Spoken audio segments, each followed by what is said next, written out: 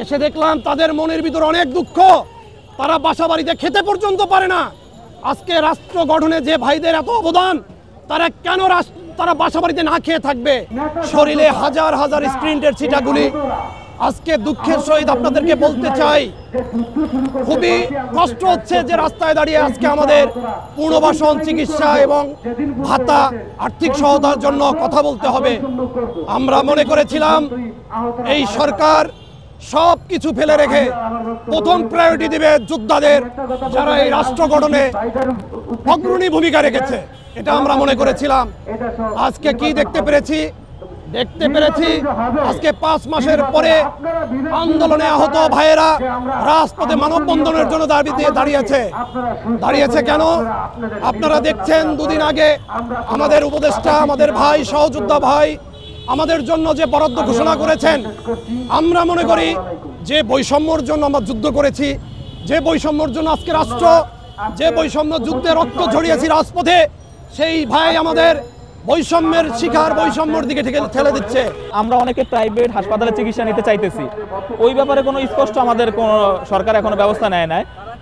যে সরকারি প্রতিষ্ঠানগুলোতে সরকারি যারা ভর্তি আছে তারাই এখন পর্যন্ত সুস্থ হয়ে আসে নাই।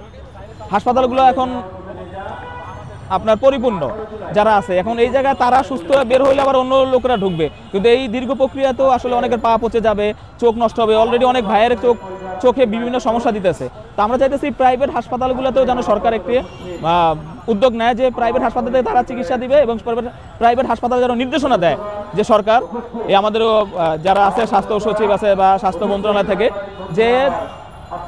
যে কোনো আহত ভাইকে যেন চিকিৎসা দেয়, সরকার খরচ বহন করবে।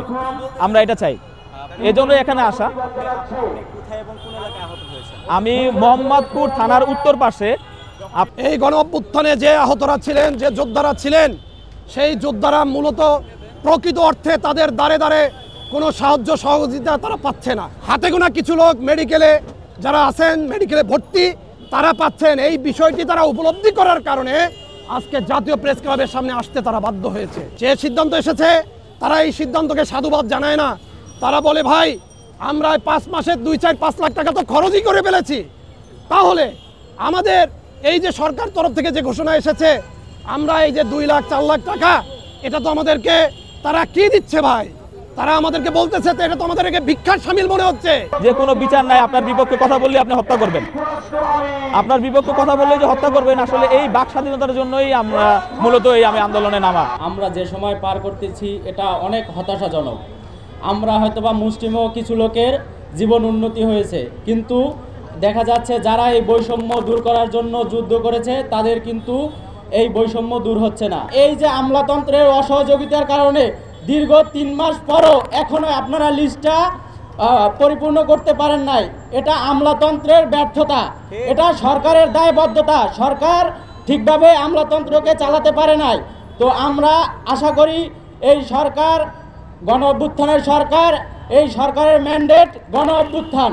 সুতরাং সরকার যদি আশা করে যে কোনোভাবে আমলাতন্ত্রকে সঠিকভাবে পরিচালনা করতে, দেশ সংস্কার করতে, আমরা আহত 22,000 আহত তার পাশে আছি।